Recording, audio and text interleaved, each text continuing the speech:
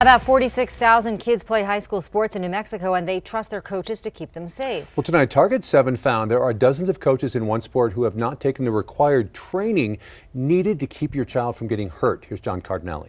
Cheerleading can be dangerous. Just ask Alyssa Cabrales. When I went up on the stunt, that's the last thing I remember.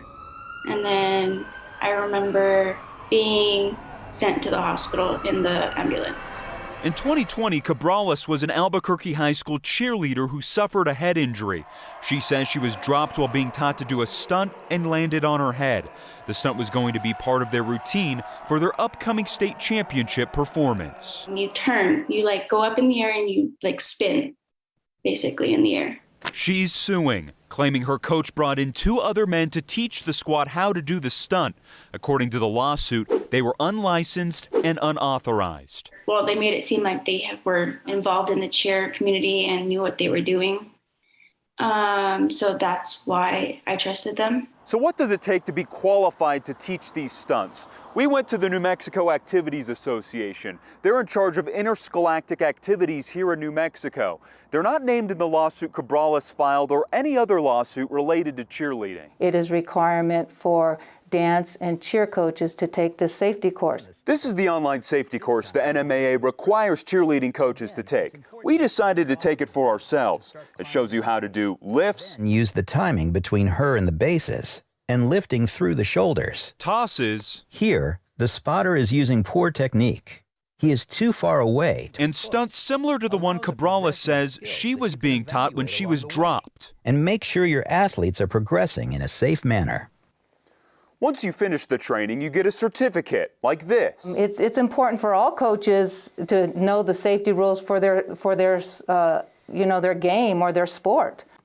But not all have taken it. If you don't have that, it doesn't mean that you don't know what you're doing, but it means you haven't demonstrated that you know what you're doing. Jim Lord is the Director of Education for USA Cheer, the organization that developed the course. As parents, we also need to make sure that those things are getting done or that those things should be in place. Sally Marquez, the Executive Director of NMAA, says every year they hold a coaches clinic and they remind everyone to make sure they take the training. This is her conducting the clinic last year. Make sure all of your volunteers, anybody working with your athletes, has this course. Marquez says coaches are checked when their team registers for the state cheer competition each spring. The deadline for them to register for this year was 2 weeks ago. We catch them during the registration process and they're not allowed to coach at the state championships. Marquez gave us this list of 232 coaches who registered for the 2022 state finals.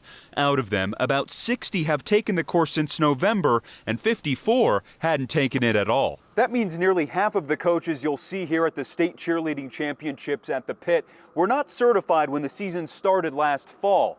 Schools that do not participate are not checked by NMAA. But the school districts make sure that they have it before that. Marquez added under NMAA's bylaws, it's up to the schools to enforce. We went to APS, the state's largest school district.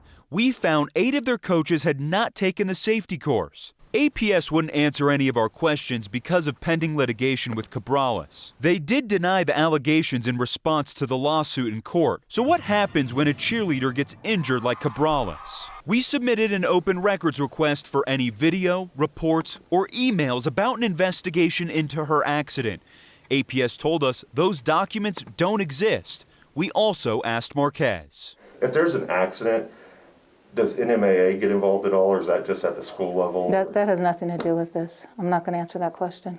I'm just being afraid of falling again. I think being traumatized. I don't want to fly again. Cabrales had dreams of cheerleading at the college level, but her injury changed her plans. We checked the names of both of the men who were teaching her the stunt when she got injured. Neither of them had taken their test. Her actual coach did take the test, but he took it 3 weeks after her injury, just before the state cheerleading championships. Reporting inside of the pit for Target 7, I'm John Cardinelli. If you want to know if your cheerleading coach has taken the safety course, we have put a link in this story on KOET.com.